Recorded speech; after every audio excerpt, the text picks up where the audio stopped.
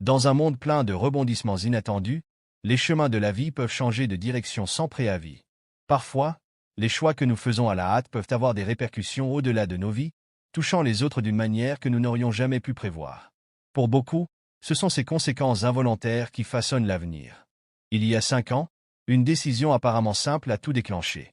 Choisir de traverser la campagne au lieu de s'en tenir à l'itinéraire habituel est devenu un détour qui allait changer à jamais la vie d'un homme.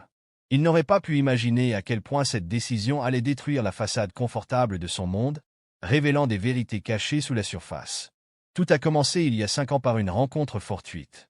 Daniel est tombé sur un village que nous avons appelé Circumstance, un lieu sans reconnaissance formelle mais abritant 349 personnes.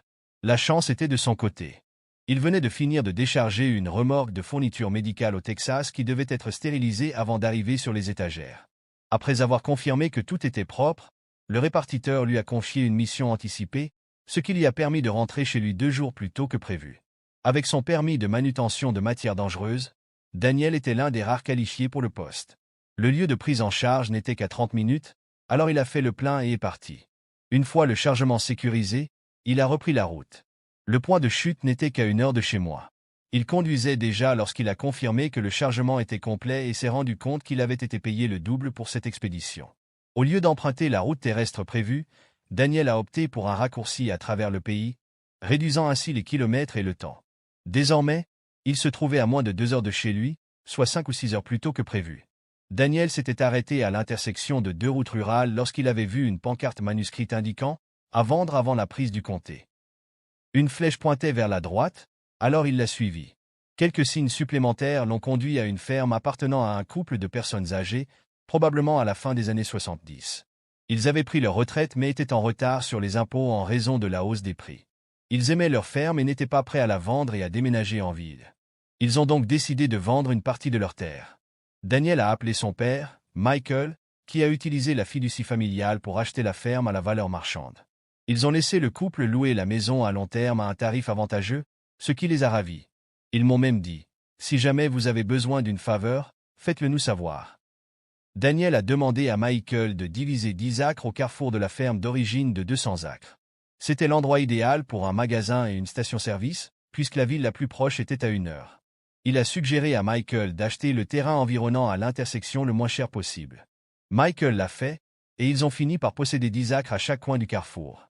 En cherchant de l'eau, Michael a découvert une rivière souterraine capable de fournir de l'eau à 50 000 personnes. Il a décidé de s'en servir pour leur nouvelle entreprise commerciale. Juste au moment où Daniel arrivait à la maison pour faire une réservation, le répartiteur l'a appelé pour lui proposer un autre travail, qu'il a accepté avec plaisir. J'ai fini par rentrer à la maison à l'heure habituelle. 6 mois plus tard, j'ai déposé ma charge à 5 heures du matin un mercredi, 12 heures avant le début de la journée de travail. J'ai garé mon camion et ma remorque dans la cour de l'entreprise, puis j'ai apporté les clés de ma vieille Ford fraîchement repeinte au bureau de répartition, sachant que je pourrais être sanctionné en cas de violation des réglementations sur les heures de conduite. J'étais sur la route depuis 16 jours, impatient de rentrer chez moi. Le chauffeur qui me remplaçait a bénéficié de 2 jours de congé supplémentaires. Le camion devait être inspecté et serait prêt dans quelques heures. Le répartiteur a informé le prochain conducteur, qui devait prendre la route à 9 heures. J'ai dit à ma femme, Emma, que je serais à la maison pour le dîner. Elle avait emmené les enfants et était ravie de me voir. J'avais récemment retiré le moteur de mon vieux camion Ford, car il était mort, et j'avais passé mon temps libre à restaurer le châssis et la carrosserie puisque l'intérieur était encore en bon état. Avant mes 2 derniers passages, j'ai payé un magasin local pour repeindre toutes les pièces métalliques. Une fois le magasin terminé, ils ont appelé Jamson S Auto pour le récupérer. Après avoir installé le nouveau moteur et tout vérifié, Jamson a laissé les clés au répartiteur, sachant que je les récupérerais à mon retour à la maison. Après la peinture, le vieux camion avait l'air tout neuf. Le camion rouge était devenu complètement noir, avec des pare-chocs chromés et Ford, peints en blanc sur la porte arrière, tout comme l'original. Je pourrais même me procurer des plaques collector si je le voulais. En rentrant à la maison 10 heures plus tôt, j'ai pensé que ce serait une belle surprise pour ma femme puisqu'elle n'a commencé à travailler qu'à 9 heures. J'ai démarré la voiture et je suis rentré chez moi. Après 16 jours de route, j'avais hâte de revoir Emma et nos 2 filles. Il était environ 8 heures lorsque j'ai roulé dans notre rue, pour trouver dans l'allée une voiture qui n'y appartenait pas. J'ai immédiatement su à qui appartenait cette voiture. C'était la fierté et la joie de Nick, le plus jeune fils du propriétaire de notre entreprise de transport. Quand j'étais sur la route, il était parti, car nous partagions le même taxi. À bien des égards, nous n'aurions pas pu être plus différents. Il était connu comme le mouton noir de la famille. La plupart des camionneurs le considéraient comme un type nul avec une grande gueule. Je me suis arrêté et je l'ai regardé. J'avais besoin de savoir pourquoi il était devant chez moi et où se trouvait la voiture de ma femme. Mon cœur s'est brisé quand j'ai vu Emma et Nick, ainsi que nos 2 enfants, sortir de la maison. Dans la main droite de Nick se trouvait le sac que nous, les conducteurs, emportions toujours avec nous, rempli de tous les éléments essentiels pour la route. Les filles avaient raté le bus pour aller à l'école, alors elles les prenaient. Je les ai enregistrées avec mon téléphone portable. J'ai capturé Emma et Nick partageant un câlin affectueux derrière les enfants avant de les charger dans la voiture. Il était clair que cela durait depuis un bon moment. Aucun d'eux ne semblait se soucier d'être vu en public. Ils ressemblaient à une famille heureuse. Ils sont passés sans me remarquer, ma femme ne reconnaissait plus mon camion restauré et comme je ne rentrais pas chez moi, elle ne m'a pas cherché. Je les ai regardés dans le rétroviseur alors qu'ils tournaient au coin de la rue.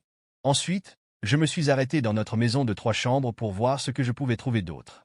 Les chambres des enfants étaient comme elles l'avaient toujours été, tout comme notre chambre. Les vêtements d'Emma étaient à leur place habituelle, tout comme les miens. Même le lit était fait, ce qui était étrange puisque les enfants avaient raté le bus. Rien ne semblait déplacé. S'ils avaient passé la nuit ensemble, où étaient les preuves qui pourraient le prouver?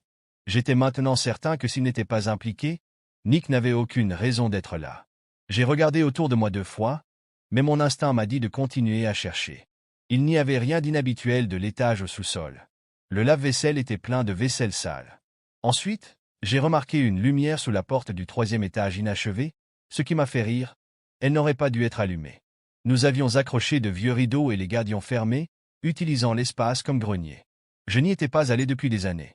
Ma première pensée fut qu'Emma avait oublié d'éteindre la lumière. La curiosité a pris le dessus sur moi et j'avais besoin de savoir pourquoi il y avait de la lumière sous la porte. Alors que je montais les escaliers et ouvrais la porte, j'ai été choqué de constater que tout l'étage était complètement terminé.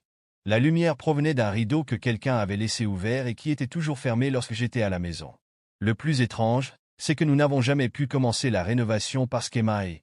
Je n'arrivais pas à être d'accord avec Emma sur la façon d'utiliser l'espace. Maintenant, je savais pourquoi. Pourquoi cette pièce a-t-elle été aménagée et qui l'utilisait?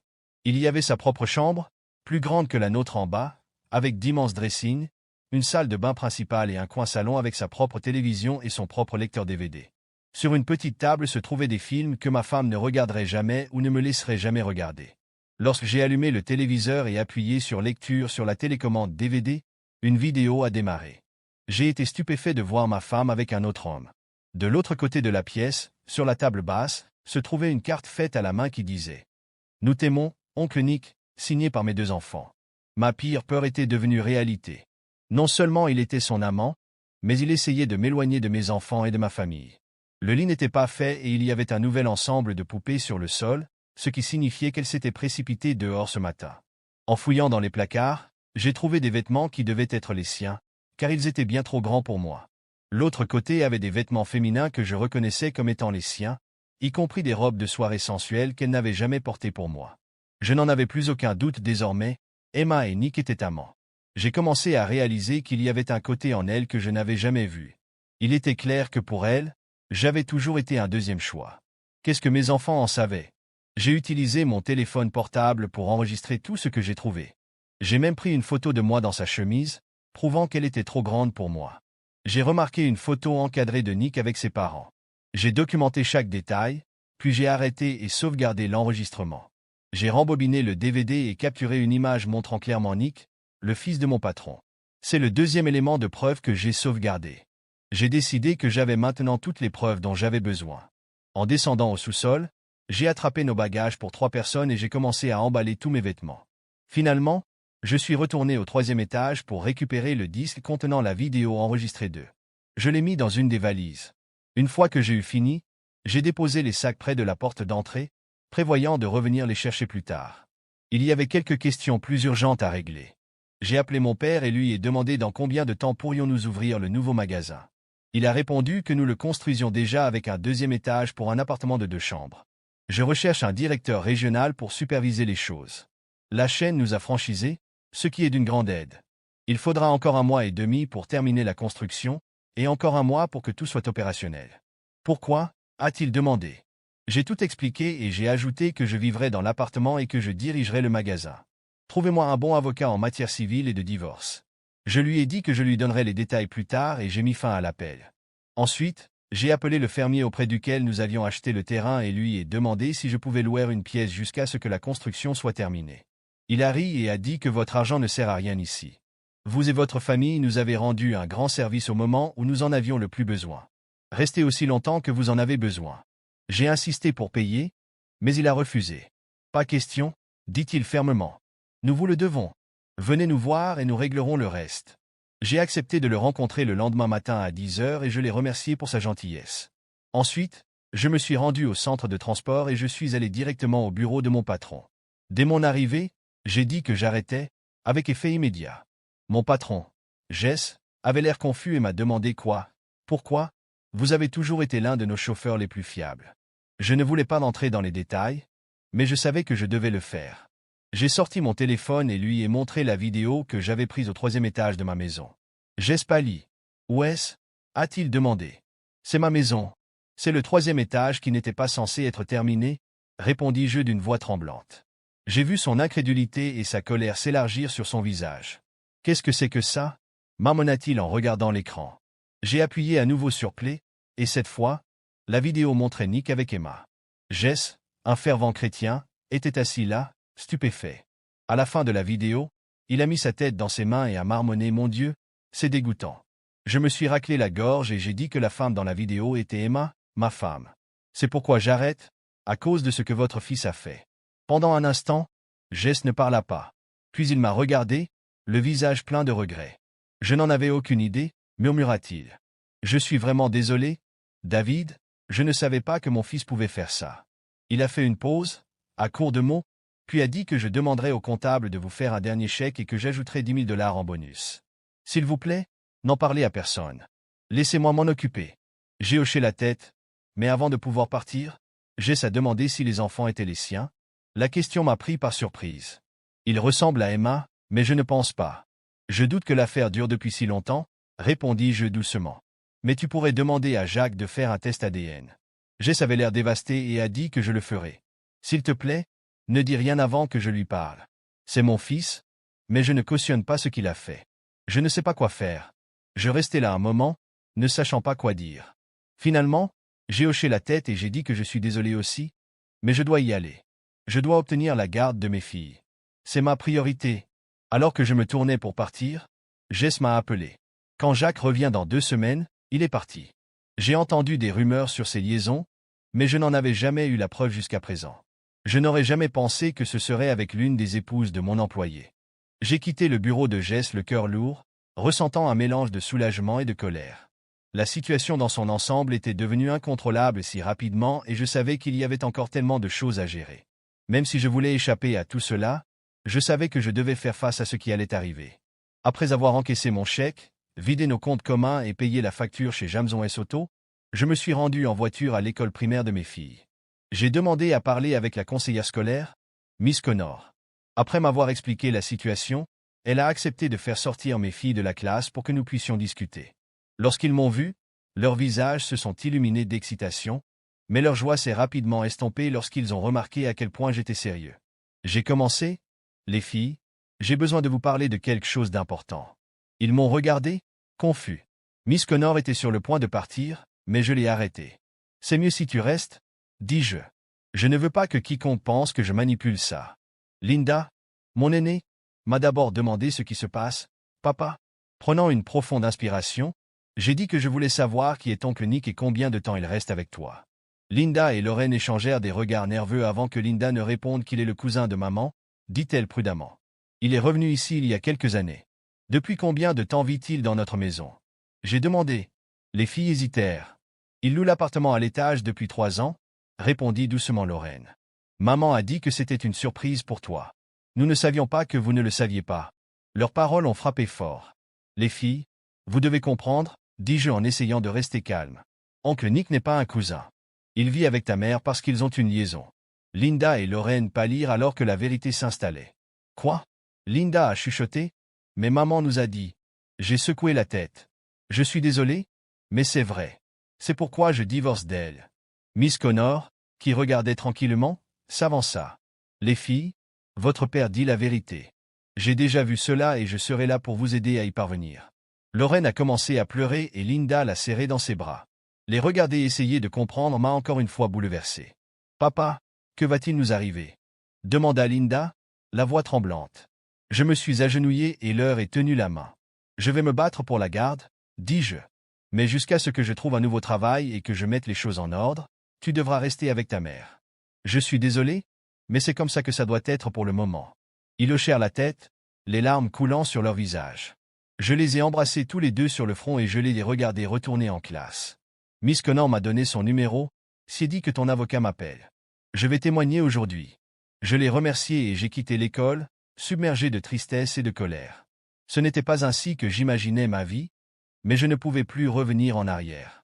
Sur le chemin du retour, je me suis arrêté chez un fleuriste et j'ai demandé un bouquet de fleurs mortes. Le fleuriste m'a regardé bizarrement, alors j'ai expliqué que c'était un cadeau gag. Elle a ri et a sorti quelques tiges fanées de la poubelle. « Est-ce que cela fonctionnera ?» a-t-elle demandé. J'ai souri. « Parfait. » Après avoir enveloppé les fleurs, je suis retourné à la maison. J'ai placé le bouquet sur le lit avec la carte de mes filles qui disait que nous t'aimons, oncle Nick et une poupée que j'avais découpée avec les ciseaux de couture d'Emma. Ensuite, j'ai chargé mes outils sur la plateforme du camion, en les recouvrant d'une bâche. Les outils valaient une petite fortune. J'ai jeté les valises dans le camion et j'ai tout attaché solidement. Alors que je terminais, mon voisin, John, est venu et m'a dit que je suppose que tu ne connaissais pas le deuxième mari d'Emma. Ah. Je l'ai regardé, confus. Deuxième mari? Dans un mariage de fait, explique John, cela dure depuis au moins 3 ans. Nous pensions tous que vous le saviez. Nous avons supposé que Nick et vous aviez une sorte d'arrangement. Mon sang s'est glacé. Non, je ne savais pas, dis-je doucement, je viens de le découvrir aujourd'hui. Nous avons discuté encore un peu et John m'a suggéré de déplacer mon camion jusqu'à son garage pour garder un œil sur la maison. J'ai accepté. À la tombée de la nuit, j'ai regardé depuis le garage de John ma femme depuis 13 ans entrer dans l'allée. Elle n'avait aucune idée de ce qui l'attendait à l'intérieur. À l'aide de jumelles, j'ai regardé Emma se diriger directement vers la chambre. Elle sourit au bouquet de fleurs mortes, pensant qu'elle venait de Nick, mais son sourire s'effaça lorsqu'elle ramassa la carte pour oncle Nick et vit la poupée en morceaux sur le lit. Son visage pâlit alors que la panique s'installait. Elle ouvrit la boîte de fleurs mortes, et quand l'odeur la frappa, elle recula, comme si elle était sur le point d'être malade. Je la voyais essayer de donner un sens à tout cela, sans toujours savoir que je savais tout.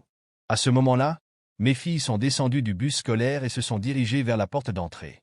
Lorraine m'a envoyé un texto. « Papa, ne réponds pas au téléphone, nous voulons que tu entendes ce que nous disons à maman. » J'ai expliqué la situation à John et nous avons installé le haut-parleur pour pouvoir écouter la conversation ensemble. Les filles sont allées directement dans la chambre de leur mère, où elle avait encore du mal à comprendre ce que j'avais fait. Elles n'avaient pas encore compris le sens de mes actes. Après avoir salué leur mère, mes filles ont commencé à s'expliquer. « Papa nous a appelés en dehors des cours aujourd'hui parce qu'il voulait nous parler seul, » a commencé Linda.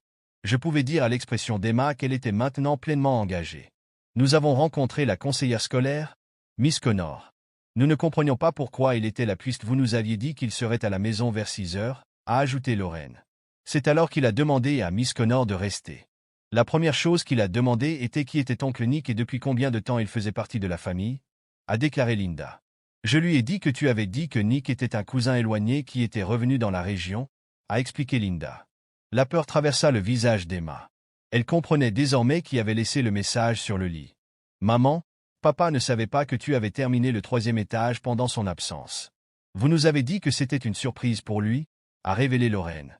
Nous réalisons maintenant que ce n'était pas le cas, a ajouté Linda. Nous avons gardé ton secret, et ce fut une surprise pour papa, a dit Linda, mais il l'a découvert aujourd'hui, a ajouté Lorraine. Maman, tu nous as toujours dit de ne pas mentir, mais maintenant nous réalisons que mentir à la famille semble être une bonne chose pour toi. Les larmes ont commencé à couler sur le visage d'Emma alors que la vérité se révélait. Papa ne savait pas qu'oncle Nick louait le 3e étage depuis plus de 3 ans, a déclaré Linda. Nous lui avons expliqué que tu n'avais jamais dormi dans le lit que toi et papa partagiez quand il était à la maison. C'était toujours fait avant de partir travailler, et nous savions que ce n'était pas normal, a poursuivi Lorraine.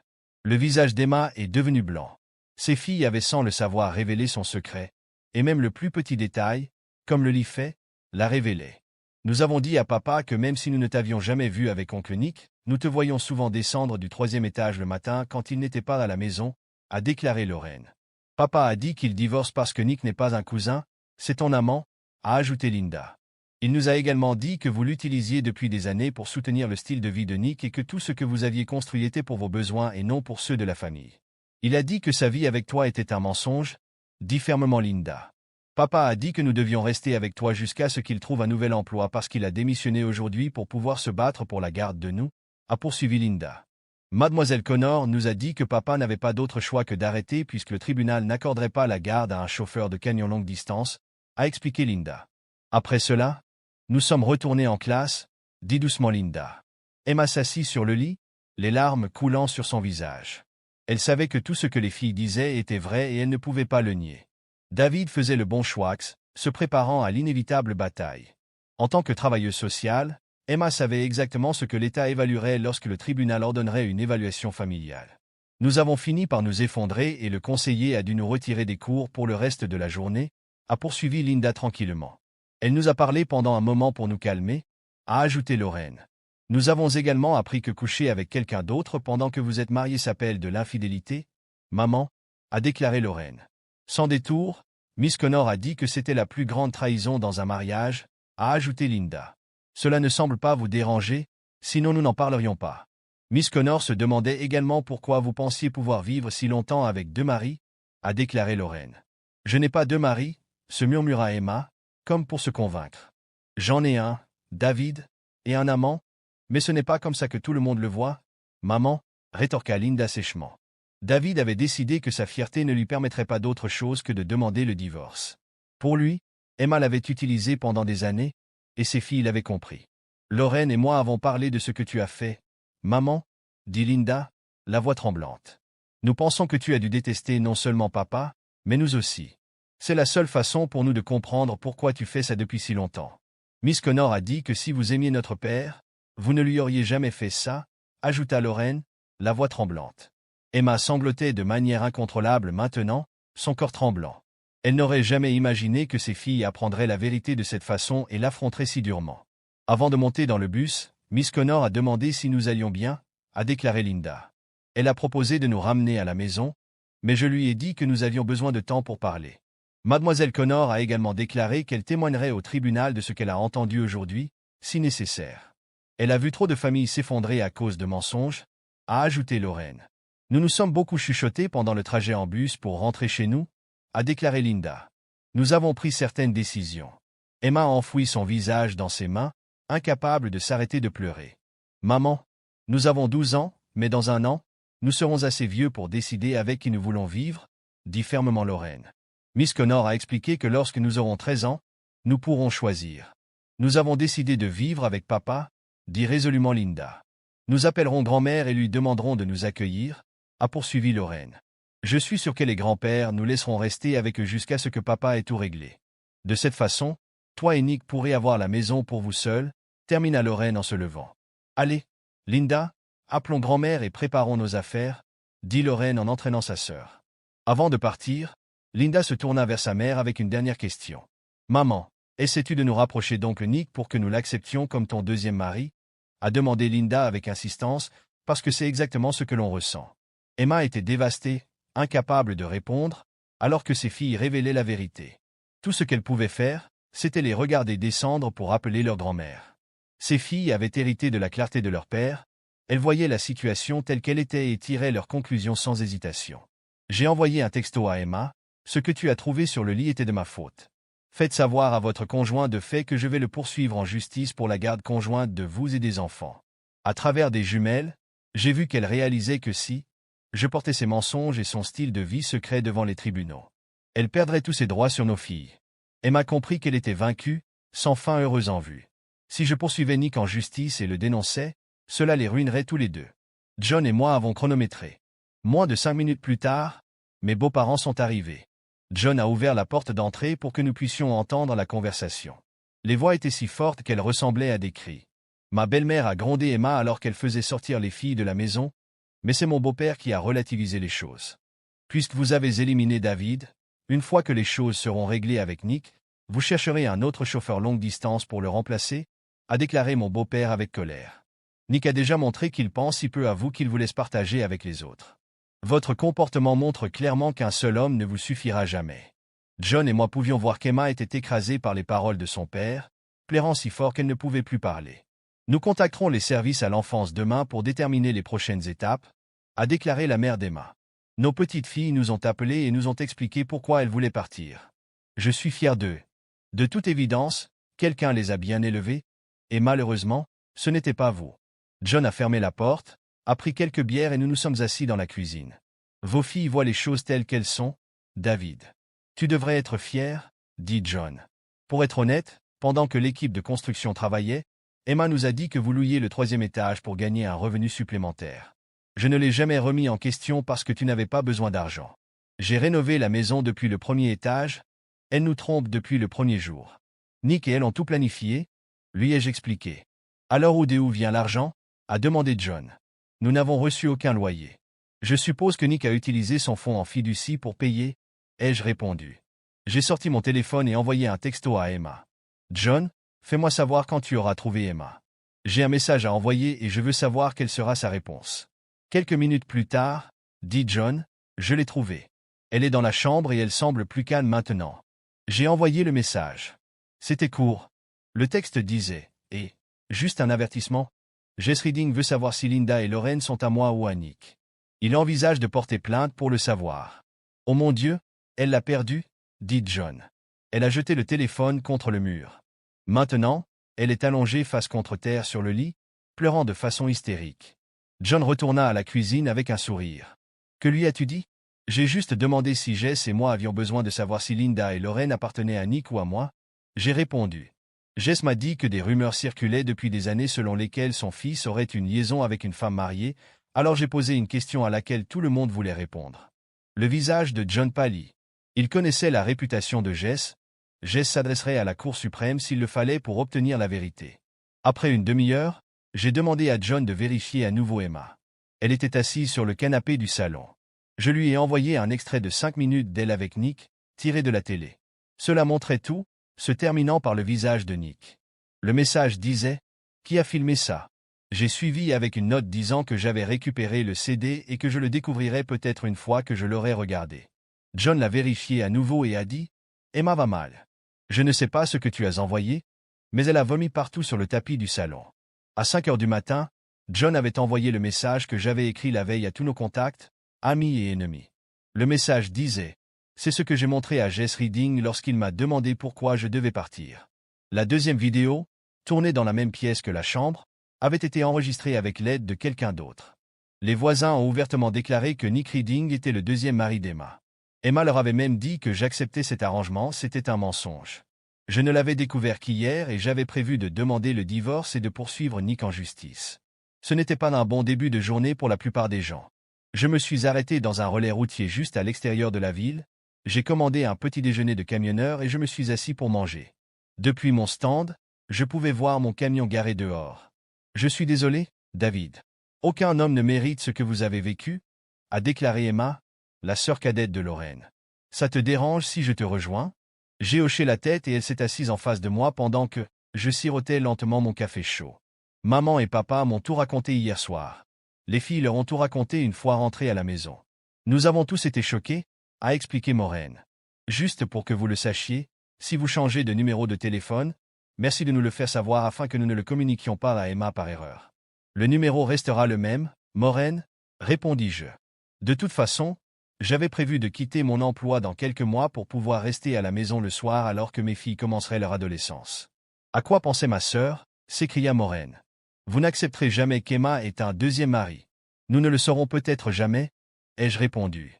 Peut-être que cela a commencé comme une amitié, mais cela a fini par franchir une ligne. D'après ce que j'ai compris, cela dure depuis plus de 3 ans que nous l'avons entendu. Que veux-tu dire? Demanda Maureen. Quand j'ai expliqué à Jess Reading pourquoi je partais, il a mentionné des rumeurs selon lesquelles son plus jeune fils serait impliqué avec une femme mariée depuis des années. Il a même demandé si Linda et Lorraine appartenaient à Jacques. « Oh mon Dieu, qui d'autre le sait ?» demanda-t-elle, le visage plein d'inquiétude. J'ai ouvert les SMS d'Emma et lui ai montré ce que j'avais envoyé la veille et encore ce matin-là. Après les avoir lus, Maureen essuya les larmes de ses yeux. Ce qu'elle pensait être mauvais s'était avéré encore pire. D'après la vidéo, il se peut qu'une tierce personne soit impliquée dans leur relation, ai-je dit. À la fin de la journée, tout le monde le saura. Jess va probablement rendre cela public, à la recherche de la vérité. Il se pourrait que les 2 enfants soient les miens, ou ceux de Jacques, ou peut-être aucun de nous. Je m'arrêtai, réfléchissant. Maintenant, je me demande si la personne qui a tourné la vidéo était un homme ou une femme. Maureen remarqua les larmes dans mes yeux et se leva en me prenant la main. Nous n'avons pas dit un mot jusqu'à ce que la serveuse vienne prendre notre commande, et j'ai fini par lâcher la main de Maureen pour manger. David et Emma s'étaient mariés à 19 ans. Maureen était la plus jeune demoiselle d'honneur. Même à l'époque, elle était amoureuse de lui. Pour elle, David était beau et admirable, et même maintenant, elle ressentait la même chose. David a travaillé comme camionneur longue distance pour soutenir Emma pendant qu'elle poursuivait ses études universitaires. Lorsqu'elle a obtenu son diplôme, elle a eu plusieurs offres d'emploi, mais elle a choisi celle de sa ville natale. Maureen réalisa que c'était à cause de Jacques, son premier amour, que leurs parents n'avaient jamais approuvé. Maureen observa David de près, sentant qu'il ne pouvait pas encore tout comprendre. Pourtant, chaque fois que David était à la maison, il consacrait une grande partie de son temps libre à la famille. Maureen l'avait toujours admiré. Il était, elle, est honnête, la traite comme une égale et a toujours été là lorsqu'elle avait besoin de conseils. David avait le don de transformer de gros problèmes en problèmes gérables, et il n'a pas été difficile pour Maureen de tomber amoureux de lui. Tous les hommes qu'elle avait rencontrés depuis lors n'étaient pas à la hauteur des standards fixés par David. Bien que ses parents l'aient exhorté à se marier, Maureen ne pouvait pas leur dire qu'elle avait toujours aimé David. Il était loyal et ne regardait jamais une autre femme. Mais désormais, elle était déterminée à trouver un moyen de le garder dans sa vie. Le moment venu, elle lui montrerait qu'il s'était trompé de sœur. « Avez-vous trouvé où vous allez vivre » demanda Maureen, brisant le silence. Linda et Lorraine ont demandé à maman et papa de les accueillir. Ils sont en colère et bouleversés, mais ils sont fiers de moi, a poursuivi Maureen. Les filles ont dit à nos parents qu'elles diraient au tribunal qu'elles voulaient vivre avec vous. Maman et papa vous ont expliqué que vous faites la bonne chose à long terme. Je peux les amener vous voir le week-end si vous le souhaitez. J'ai ouvert mes notes et lui ai remis l'adresse de la ferme. Mon père et moi construisons un bar et un magasin à côté de l'endroit. Je vivrai avec le locataire de la ferme que nous possédons. Je vais vérifier avec eux, mais nous construisons également un appartement de 2 chambres où j'habiterai. Pourquoi là demanda Maureen, curieux. Nous avons 10 acres de chaque côté de l'intersection. Après l'avoir développé, nous le subdiviserons en lots de 3/4 acres. Il n'y a rien à proximité, le magasin sera donc une attraction pratique. Comment l'as-tu trouvé ? Elle a demandé. Je traversais le pays en voiture pour gagner du temps, expliquai-je. La circulation était mauvaise, alors, j'ai remarqué un arrêt à 4 voies et je l'ai suivi. Le quartier avait suffisamment de trafic pour accueillir une entreprise. Après avoir fini de manger, j'ai récupéré le chèque. Maureen se pencha et m'embrassa sur la joue comme elle le faisait toujours, me faisant sourire. N'oublie pas, David, dit Maureen. Beaucoup d'entre nous vous ont toujours aimé pour ce que vous êtes. En conduisant, j'ai appelé mon père et je lui ai tout raconté. Il a promis de me trouver un excellent avocat spécialisé en divorce. J'ai suivi le trajet de 75 000 et suis arrivé sur le chantier juste après 20h30. J'ai souri, sachant que mon père construisait un grand projet, 8 pompes pour les voitures et les petits camions, et 2 pour les gros camions. Les fosses ont été creusées et les blocs pour le système de fuite étaient déjà en place. La construction du sol et du béton pour les supports en acier avait également commencé. Je suis entré dans la caravane et j'ai vu le projet, qui était similaire aux autres, à l'exception de l'appartement de 2 chambres au sommet, signe que mon père a vu le potentiel du quartier. 2 heures plus tard, je suis parti pour la ferme, où Bill Robinson m'a accueilli. Il admirait mon camion Ford restauré, rappelant l'époque où le poids et la solidité du métal étaient essentiels. Betty sert le déjeuner et on m'a dit de passer, a déclaré Bill. Sa femme Betty a préparé un déjeuner fermier et elle a été ravie de voir combien j'ai mangé. J'ai aidé à nettoyer et elle a remarqué que je ne portais pas mon alliance. Au moment où nous avons fini, elle avait du café prêt. J'ai passé les 2 heures suivantes à leur parler des 2 derniers jours. Bill a mentionné que les filles et leurs tantes seraient les bienvenues, disant que ce serait bien d'avoir à nouveau des jeunes autour. Plus tard, j'ai écrit à Maureen pour lui dire qu'elle pouvait lui rendre visite tous les vendredis soirs. Elle a répondu, « C'est un rendez-vous. » Jeudi après-midi, j'ai visionné une vidéo sur mon ordinateur portable, mais aucun visage n'est apparu. À l'aide de mon téléphone, j'ai tout envoyé, y compris les coordonnées de Miss Connor, à mon père. Je lui ai demandé de faire servir Jacques et je lui ai dit qu'Emma pourrait être servie au bureau des services sociaux. Par dépit, J'ai même envoyé une vidéo du disque et envoyé un texto à Emma. Les autres femmes ont fait mieux dans la vidéo. Rien de spécial ici. Maureen, étudiant en fiscalité, Harry pendant que les filles envoyaient des SMS à leur père toutes les 10 à 15 minutes. Le trajet de 75 000 s'est déroulé en toute vitesse. Une fois sur place, ils ont envoyé un dernier message avant de me voir attendre devant l'allée. Linda et Lorraine ont sauté et ont couru dans mes bras. Bill a présenté Betty à tout le monde et les filles ont adoré la chambre qu'elle leur avait préparée. Bill leur a fait visiter les lieux pendant que Betty finissait de cuisiner. Après le dîner, j'ai fait le ménage avec les filles et Betty nous a regardé faire la vaisselle. Bill a parlé aux filles des balançoires, de l'étang de baignade et des vélos qu'elles pourraient essayer. J'étais inquiet de la façon dont ils allaient passer leur temps, mais Bill et Betty avaient tout compris. Une fois les enfants couchés, Maureen et moi avons parlé. David, ces derniers jours ont été fous. Jacques était quelqu'un avec qui Emma sortait secrètement quand nous étions jeunes. Ils sont impliqués depuis si longtemps. C'est logique, dis-je. J'étais le choix sûr. Jacques avait un côté sauvage qu'Emma aimait, mais il en profitait. Il lui a laissé un désastre qu'elle ne méritait pas. Maman et papa ont parlé au service à l'enfance, a déclaré Maureen. Si vous signez l'autorisation, ils peuvent garder les filles jusqu'à ce que vous trouviez une place. Ils ont également interrogé les enfants et ont conclu qu'Emma ne pouvait pas prétendre à une famille d'accueil en raison de son style de vie. Maureen a remarqué que je pleurais, mais je lui ai dit de partir. Elle est restée quand même. Emma était assise à la table de la cuisine, réfléchissant. Jeudi était calme, mais aujourd'hui ou comme différent. Jess Reading est venu la voir au travail, exigeant un test ADN pour confirmer s'il était le père de ses filles. Cela faisait si longtemps qu'ils avaient été conçus que sa mémoire était floue. David l'avait prévenu de la bataille juridique à venir, mais elle l'avait considéré comme de la colère. Ce qui l'a prise au dépourvu, c'est le message qu'il a envoyé à leurs amis et à leur famille. Elle n'a jamais considéré Jacques comme un deuxième mari, mais son avocat lui a expliqué que leur union de fait lui donnait les mêmes droits. Le procès de David contre Jacques avait toutes les chances d'aboutir, la seule question était de savoir combien il gagnerait. L'avocat a expliqué que David bénéficierait probablement d'un traitement favorable devant le tribunal en raison des années de tort subis. Si Emma avait la preuve qu'elle percevait un loyer pendant 3 ans, les choses pourraient être différentes. Mais il n'y avait aucune preuve que Jacques contribuait aux dépenses du ménage, ce qui le faisait apparaître comme un homme entretenu. Le véritable choc est survenu en fin de journée. Lorsque le surveillant d'Emma l'a appelé. Marcy, son surveillant a commencé, jeudi dernier, après les heures d'ouverture, vous aviez rendu visite à M et Madame Clou-Rubenstein pour discuter de la garde. Ils cherchaient des conseils sur quoi faire avec les enfants. Je leur ai dit que, sans l'intervention du père, nous pouvions leur permettre d'agir comme tuteurs temporaires. Je sais que ce sont vos parents, a poursuivi le superviseur. Je ne peux pas vous virer, mais je vous transférerai dès que possible. Vous serez réaffecté à un travail de bureau parce que votre crédibilité ici a disparu. Emma resta assise en silence, réalisant que ses choix avaient conduit à cette chute. Tout s'écroulait et les conséquences étaient pires que ce à quoi elle s'attendait. Le samedi a été chargé. Linda et Lorraine étaient avides d'aventure. C'était amusant de voir Bill leur apprendre à faire du vélo, et en 2 heures, ils se déplaçaient partout. Bill a finalement mis fin à cette journée, les avertissant qu'ils auraient mal demain. Voyant qu'ils transpiraient, il suggéra de se baigner dans l'étang. Pendant ce temps, Betty et Maureen ont commencé à préparer le dîner, avec quelques filles aidant dans la cuisine. Ils travaillaient sur les oignons et les pommes de terre pendant que Bill et moi allumions le grill pour les steaks. Nous avons apprécié le repas en plein air, à la table de pique-nique, complètement déconnectés des téléphones et de la télévision. Les jumeaux, épuisés par la journée, se sont couchés tôt, tandis que le reste d'entre nous jouait aux cartes et buvait de la bière jusque tard dans la soirée. Dimanche après-midi, Maureen a reconduit les filles chez elle. J'avais déjà préparé une lettre certifiée signée par Bill et Betty, leur accordant une tutelle temporaire.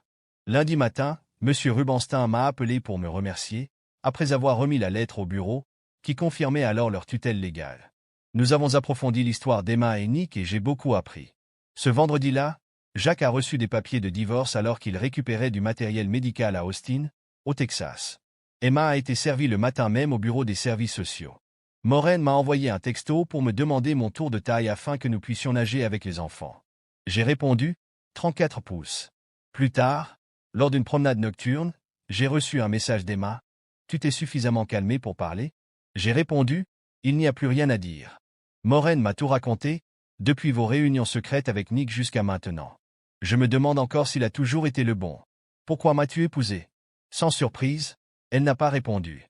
Lorsque Maureen est arrivée avec les enfants, l'enthousiasme a rempli l'air. Maureen était magnifique et son sourire était contagieux. Tandis que les filles me serraient dans leurs bras, elles me demandèrent doucement si elles pouvaient appeler Bill et Betty grands-parents. Je leur ai dit oui, à condition que Bill et Betty soient d'accord. Alors que les enfants couraient saluer Bill et Betty, Maureen m'a embrassé de manière inattendue. J'ai souri et lui ai dit d'écouter les filles. Nous nous sommes tournés vers eux et Lorraine a demandé « Pouvons-nous vous appeler grands-parents ?» Linda a ajouté « Est-ce que ça va ?» Bill et Betty étaient ravis et les larmes de Betty coulaient. Nous avons appris plus tard qu'elle et Bill ne pouvaient pas avoir d'enfants, et entendre mes filles les appeler grands-parents était quelque chose qu'elles pensaient ne jamais vivre. Après le dîner, j'ai dit à Maureen qu'Emma et Nick avaient été officiellement servis. Je lui ai montré le dernier message d'Emma et ma réponse. « Tu sais, ma sœur ne peut pas admettre ses actes, » dit doucement Maureen. Elle devrait faire face à la vérité sur elle-même. « Assez parlé d'elle, » dis-je. « Allez-vous trouver un homme qui vous aime comme vous le méritez ?»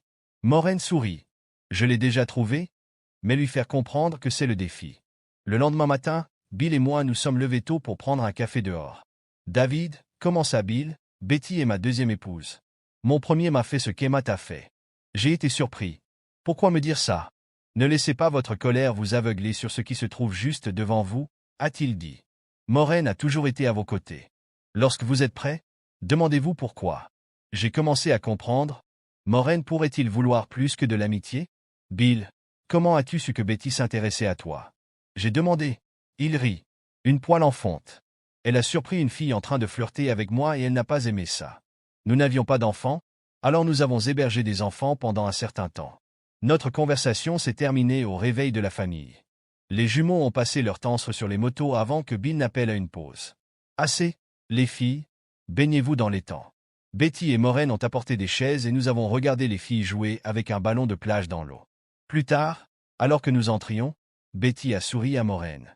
Les choses se passent comme vous l'espériez? Maureen rougit. Pas encore, mais j'y travaille, répondit-elle avec un clin d'œil. Bill rit, racontant aux jumeaux l'histoire de sa rencontre avec Betty. Après le dîner, les jumeaux se couchèrent tôt, épuisés par la journée. Je me suis détendu sur la balancelle lorsque Maureen m'a rejoint. Sans un mot, j'ai mis mon bras autour d'elle et elle s'est penchée. « Maman a compris ?» dit doucement Maureen. « Vous avez compris quoi ?» J'ai demandé. « Que je suis plus heureux que je ne l'ai été depuis des années. Je n'ai pas pu le cacher lorsque j'ai ramené les jumeaux à la maison. Comment l'a-t-elle pris? Elle a demandé si quelque chose se passait entre nous. Je ne lui ai pas encore dit, mais elle m'a ensuite demandé depuis combien de temps je suis amoureux de toi. Combien de temps? Depuis l'été où tu as épousé Emma, a-t-elle admis doucement. Si longtemps? J'ai été choqué. Et je n'ai jamais remarqué. Je m'attendais à une conférence, a poursuivi Maureen, mais à la place, elle a dit que si ça marchait, elle embarquerait papa. J'ai souri. On dirait que ta mère te soutient. Maureen rit. Elle est reconnaissante que sa sœur ait chassé mon père tous les jours. Dimanche, j'ai embrassé Maureen au revoir alors que je partais. Lorraine et Linda ont chuchoté, puis Lorraine a pris la parole. Papa, tante Maureen t'aime depuis des années, a-t-elle dit. Linda a ajouté qu'il a fallu ce que maman a fait pour que tu t'en rendes compte. J'ai été stupéfait par leur perspicacité. Alors que Maureen partait, je restais là à réfléchir à leurs paroles. Bill est venu à côté de moi. Allons faire un tour, dit-il. Nous avons traversé un petit pont jusqu'à un magnifique terrain. Bill fit un geste vers lui. Ce serait l'endroit idéal pour une maison.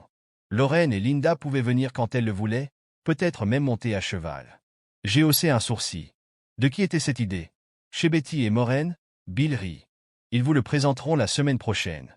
Tôt lundi matin, j'ai reçu un appel de Clou Rubenstein. Jess Reading avait obtenu une ordonnance du tribunal pour des tests ADN sur Linda et Lorraine. Clou a été choqué lorsque j'ai expliqué le problème de paternité. Il avait supposé qu'Emma était avec Nick depuis 3 ans. Jess, furieux après avoir appris la vérité, a confronté sa fille aux services sociaux, lui disant « En ce qui me concerne, tu es morte pour moi. » Plus tard, ma belle-mère m'a informé que Miss Connor avait fait une déclaration notariée pour mon avocat et que Jacques serait de retour en ville mercredi. Elle m'a suggéré de rester avec eux, mais j'ai plutôt décidé de rester avec John Zitt. Bill m'a proposé sa voiture pour rester incognito, et je lui ai prêté mon camion pour la journée. Mardi soir, je suis arrivé chez John et il m'a tendu des jumelles, révélant que le frère aîné de Jacques visitait régulièrement la maison d'Emma. J'ai ensuite appelé Jess et lui ai demandé de venir, lui disant qu'il avait besoin de voir quelque chose. Quand il est arrivé, je lui ai donné la clé de ma maison et lui ai dit de vérifier le 3e étage. Quelques instants plus tard, nous avons entendu du feu. John et moi avons immédiatement appelé les urgences. Lorsque la police est arrivée, Nous avons vu Jacques être emmené menotté et Jess transporté sur une civière après avoir reçu une balle dans l'épaule. Jacques avait tiré, prenant Jess pour un cambrioleur. La scène était surréaliste. Emma, désormais entièrement habillée, a été emmenée menottée, le visage pâle de honte. John secoua la tête avec incrédulité. Pouvez-vous croire qu'elle était impliquée avec les deux frères? J'ai soupiré. Je savais qu'il y avait quelqu'un d'autre, mais pas celui-là. John a ajouté, Jess ne méritait pas ça. Aucun d'eux ne l'a fait. À la fin de la nuit, Jess était dans une ambulance et Jacques faisait face à des accusations de tentative d'homicide involontaire. J'étais partagé entre la satisfaction et le chagrin. Le lendemain matin, j'ai rendu visite à Clou, qui était déjà sur son porche avec un café. Toute cette situation entre Jess et Jacques est plus que ce à quoi je m'attendais, dit-il. J'ai accepté, lui donnant les détails, et sa femme Rosa nous a rejoints, également choqués. Plus tard, j'ai récupéré Linda et Lorraine à l'école. Ils étaient heureux de me voir mais sentaient que quelque chose n'allait pas. Nous avons passé l'après-midi avec Clou et Rosa, essayant de garder les choses aussi normales que possible pour les filles. Ce mercredi-là, Jacques est retourné en ville, et comme prévu, les choses ont rapidement dégénéré. J'ai appelé John pour lui demander de garder un œil sur ma maison car je savais que le caractère de Jacques pouvait facilement s'enflammer.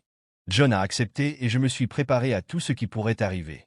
Maureen venait de terminer sa journée de travail lorsque sa secrétaire entra dans son bureau avec un air étrange sur le visage. « Il y a ici un homme avec une douzaine de roses rouges, » dit le secrétaire. « Il demande si tu es libre pour le dîner. » Maureen avait l'air perplexe, ne sachant pas de qui il s'agissait, mais quand elle est sortie et m'a vu debout là, son expression s'est adoucie et les larmes lui sont montées aux yeux. À ce moment-là, nous savions tous les deux que tout entre nous était sur le point de changer. Nous sommes allés dîner au Outback Steakhouse. Autour d'oignons en fleurs et de cocktails, nous avons parlé des enfants, du chaos des derniers mois et de l'avenir. À quoi cela pourrait ressembler. La conversation était légère, mais une entente tacite persistait entre nous. Quelque chose bougeait. Alors que nous terminions le dîner, John m'a appelé pour m'annoncer la nouvelle que je redoutais. Jacques était arrivé à la maison avant Emma et l'attendait. Il avait bu et son humeur s'est rapidement intensifiée. Son père était à l'hôpital, son frère était en prison et il venait de perdre son emploi. Dans son esprit, tout était de la faute d'Emma. Il attendait avec une arme lorsqu'elle a franchi la porte. Le voisin a entendu les coups de feu et a appelé la police. Emma a été transportée à l'hôpital dans un état critique. La nouvelle m'a frappé durement et j'en ai parlé à Maureen, qui a immédiatement appelé ses parents. Nous nous sommes précipités à l'hôpital, mais 6 heures plus tard, on nous a annoncé qu'Emma était décédée sur la table d'opération. L'hémorragie interne était trop grave et les médecins n'ont pas pu la sauver. Annoncer la nouvelle à Linda et Lorraine a été la chose la plus difficile que j'ai jamais faite. Clou et moi avons convenu de garder le cercueil fermé pour les funérailles. Les filles avaient le cœur brisé et il était clair à quel point cette perte leur pesait. Pendant que nous assistions à l'enterrement, Clou m'a tiré à l'écart. Il a ensuite dit, « Il n'y a aucune relation entre Jess Reading et les filles », ajoutant gentiment. Mais plus important encore, depuis combien de temps Maureen est-il amoureux de vous? J'ai été pris au dépourvu. Depuis l'été Marcy et moi nous sommes mariés, ai-je répondu. Clou sourit doucement. Vous a-t-elle aussi dit que sa sœur m'avait quitté il y a plus de 35 ans? J'en suis reconnaissant chaque jour. Si les choses fonctionnent entre vous et Maureen, vous avez tout mon soutien. C'est à ce moment-là que j'ai commencé à voir la lumière au bout du tunnel. Ce n'était pas la fin de ma vie, mais le début de quelque chose de nouveau. Le poids du passé persistait, mais je me sentais plus léger en sachant qu'il y avait un avenir qui méritait d'être reconstruit. 5 ans se sont écoulés depuis. Je regardais Linda et Lorraine attendre le bus chaque matin, leur visage brillant et plein de vie. Maureen, maintenant ma femme, s'occupe de nos 2 enfants d'âge préscolaire. Bill et Betty sont devenus leurs grands-parents honoraires, et la station-service et le magasin que Bill et moi avons construit sont devenus le cœur de notre petit village. L'entreprise était florissante et nous avions même notre propre bureau de poste. Par temps chaud, je me rendais au travail à pied depuis la maison que nous avions construite près de l'étang. Jess Reading et sa femme nous rendent souvent visite. L'ex-femme de son fils aîné vit dans le village avec leurs enfants et ils font désormais partie de notre famille élargie. Jacques a été condamné à 10 à 25 ans de prison pour homicide involontaire. Jess a finalement vu sa peine réduite à un délit. Même si les cicatrices demeurent, la vie a continué. Quant au nom de notre village, il vient d'un panneau que Bill a fait et qui disait « Nous sommes tous ici à cause des circonstances », qu'il a affiché aux 4 coins de l'intersection où commençait la ville. Le nom est resté, et c'est ainsi que notre petit village est né, des décombres du passé, mais rempli d'espoir pour ce qui nous attend. Merci d'avoir regardé cette histoire émouvante. Si vous avez apprécié, N'oubliez pas d'appuyer sur le bouton j'aime et de partager vos impressions dans les commentaires. À votre avis, qu'aurait pu faire David différemment? Croyez-vous qu'il a enfin trouvé la paix avec Maureen et sa nouvelle famille? Comment géreriez-vous une situation aussi complexe que la sienne?